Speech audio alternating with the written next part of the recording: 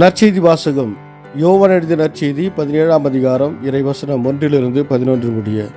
இவ்வாறு பேசிய பின் இயேசு வானத்தை அண்ணாந்து பார்த்து வேண்டியது, தந்தையே, நேரம் வந்துவிட்டது.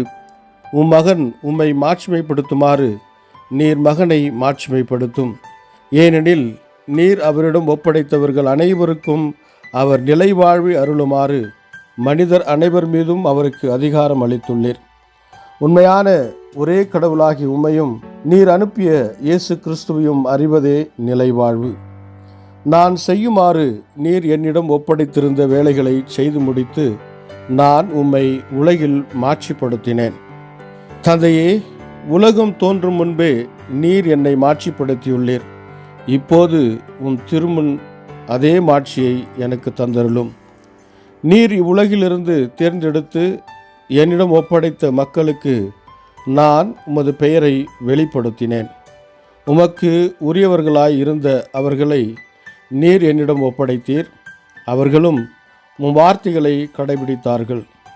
நீர் எனக்கு தந்தவை அனைத்தும் உம்மிடமிருந்தே வந்தவை என்பது இப்போது அவர்களுக்கு தெரியும்.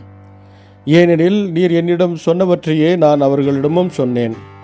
அவர்களும் அதை ஏற்றுக்கொண்டு நான் உம்மிடமிருந்து வந்தேன் என்பதை உண்மையில் அறிந்து கொண்டார்கள். நீரே என்னை அனுப்பினீர் என்பதையும் நம்பினார்கள். அவர்களுக்காக நான் வேண்டுகிறேன், உலகிற்காக அல்ல, மாறாக நீர் என்னிடம் ஒப்படைத்தவர்களுக்காகவே வேண்டுகிறேன். அவர்கள் உமக்கு உரியவர்கள்.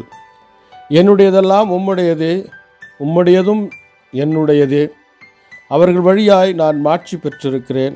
இனி நான் உலகில் இருக்கப் போவதில்லை. அவர்கள் உலகில் இருப்பார்கள், நான் உம்மிடம் வருகிறேன்.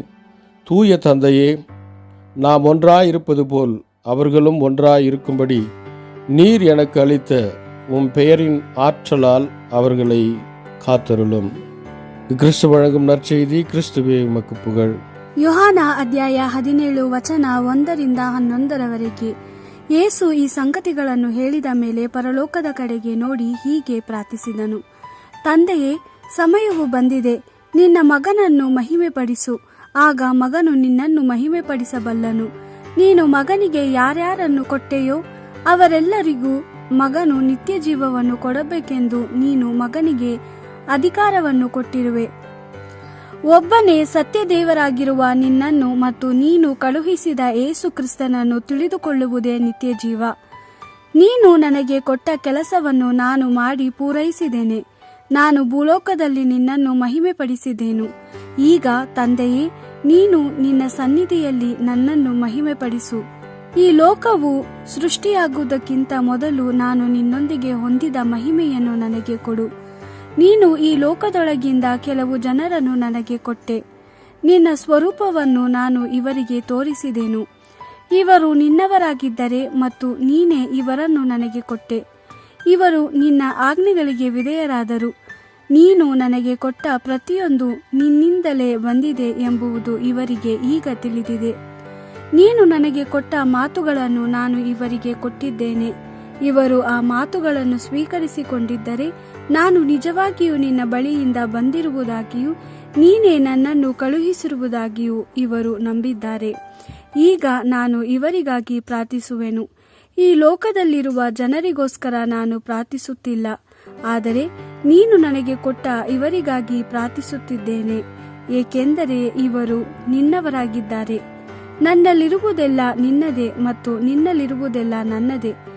ಇವರಿಂದ ನನಗೆ ಮಹಿಮೆ ಉಂಟಾಗಿದೆ. ಈಗ ನಾನು ನಿನ್ನ ಬಳಿಗೆ ಬರುತ್ತಿದ್ದೇನೆ. ಇನ್ನು ನಾನು ಈ ಲೋಕದಲ್ಲಿರುವುದಿಲ್ಲ, ಆದರೆ ಇವರು ಇನ್ನೂ ಈ ಲೋಕದಲ್ಲಿರುತ್ತಾರೆ. ಪವಿತ್ರನಾದ ತಂದೆಯೇ, ನಿನ್ನ ಹೆಸರಿನ ಶಕ್ತಿಯಿಂದ ಇವರನ್ನು ಕಾಯ್ದು ಕಾಪಾಡು. ನೀನು ನಾನು ಒಂದಾಗಿರುವಂತೆ ಇವರು ಒಂದಾಗಿರಲು ಆಗ ಸಾಧ್ಯವಾಗುವುದು. ದೇವರ ವಾಕ್ಯವಿದು. ದೇವರಿಗೆ ಕೃತಜ್ಞತೆ ಸಲ್ಲಲಿ. Gospel according to John chapter 17 verse 1-11. After saying this, Jesus lifted up his eyes to heaven and said, Father, the hour has come. Give glory to your Son, that the Son may give glory to you. Through the power you gave him over all people to bring eternal life to all you have entrusted to him. For this is eternal life, that they know you, the only true God, and the one you sent, Jesus Christ. I have glorified you on earth and finished the work that you gave me to do. Now, Father, give me in your presence the same glory I had with you before the world began. I have made your name known to those you gave me from the world. They were yours, and you gave them to me, and they kept your word. And now they know that all you have given me comes indeed from you. I have given them the teaching I received from you, and they received it and know in truth that I came from you, and they believe that it is you who have sent me.